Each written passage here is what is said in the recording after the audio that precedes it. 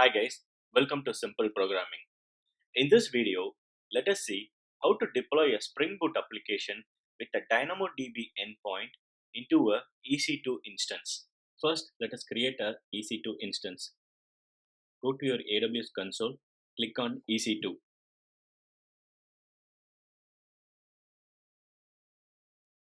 Click on Launch Instance, and I'm going to select a free tier 1. Click on Select. Let it be T2 Micro. Click on Configure, Add Storage, Add Tags. I'm going to give a name.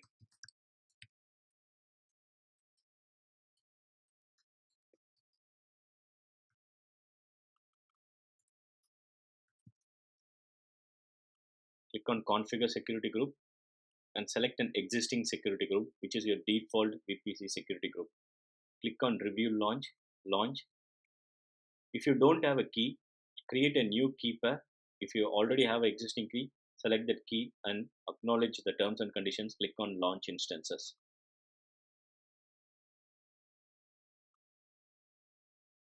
The instance is now getting launched. Let us go back to our AWS console and create a DynamoDB table. Scroll down in the database category, click on DynamoDB and click on Create Table. Give a table name and give a partition key or a hash key value. I'm going to also add a sort key, which is going to be my last name field, and click on Create. The table has been created. Now let us go back to our EC2 console.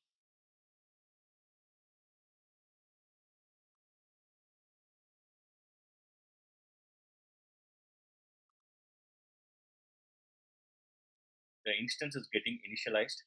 In the meantime, scroll down on the left panel and you will see something called Security Group.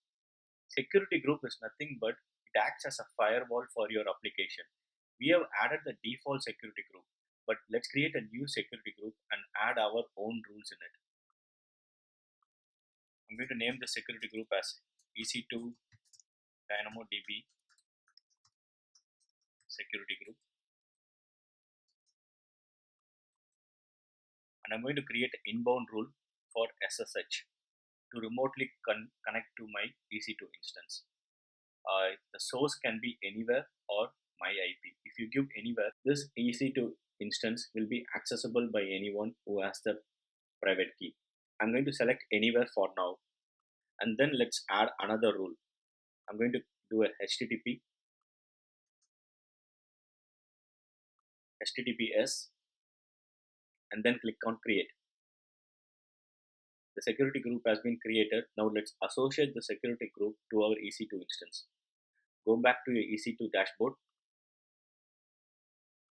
Click on the instance. Click on Actions. Go to Networking and click on Change Security Group. Add the new security group created to your EC2 instance. Our basic configurations are done. Now let us try to connect to our EC2 instance from our machine. Click on Connect and it will give you the steps how to connect to your remote instance. First, you need to change the permission on your private key file that you got downloaded when you launched the instance. Copy this command and go to your command prompt. Paste this command and run this command. This will change the permissions on the EC2 keypair.perm file. Now, it has already auto-generated the SSH command for us. So let's copy this command, paste it into the command prompt,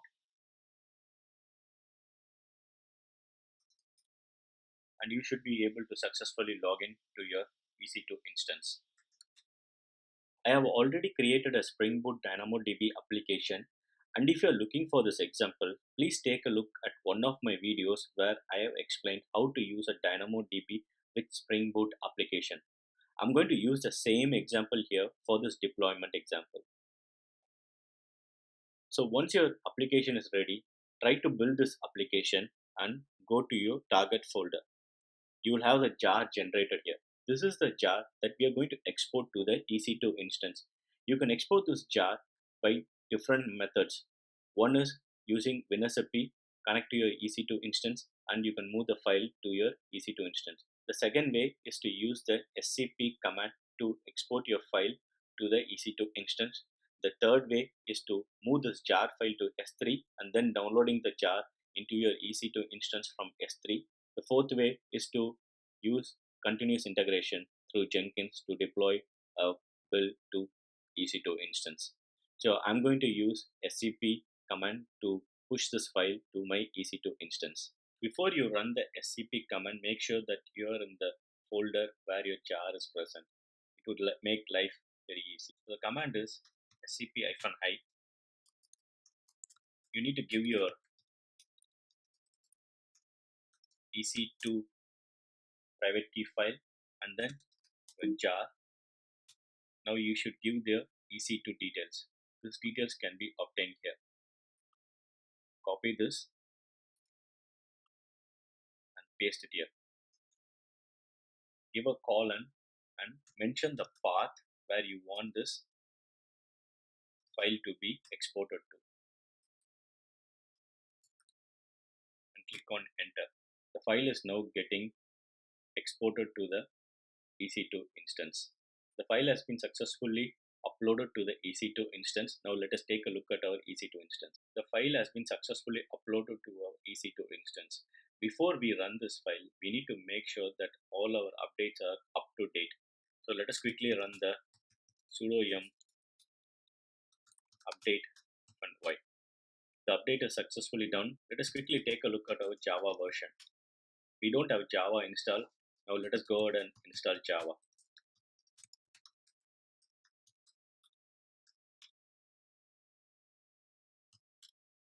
Java has been successfully installed. Now let us try to run this jar.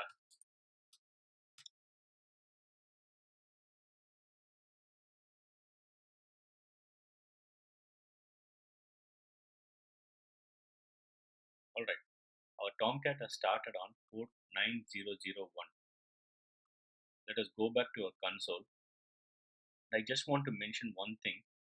In our security group, we mentioned HTTP protocol on 80, SSH and HTTPS, but we never mentioned about opening the port for 9001. So let us open the port now for 9001. Add a custom rule here and select anywhere. Click on save. The changes will be immediately reflected and you don't have to restart your EC2 instance for this.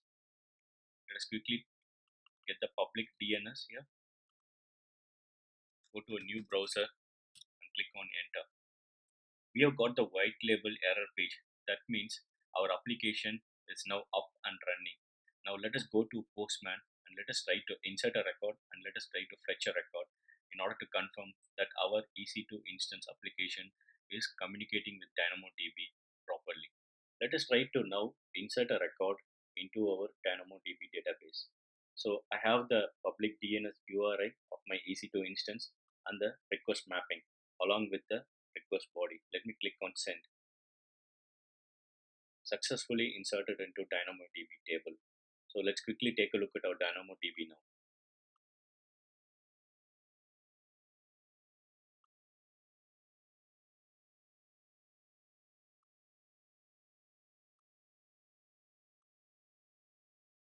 Cool.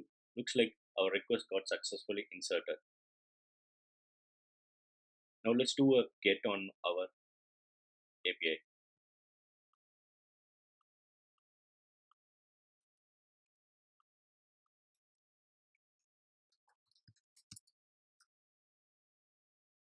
I need the student ID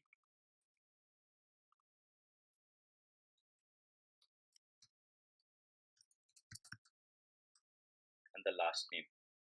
The last name is Anthony.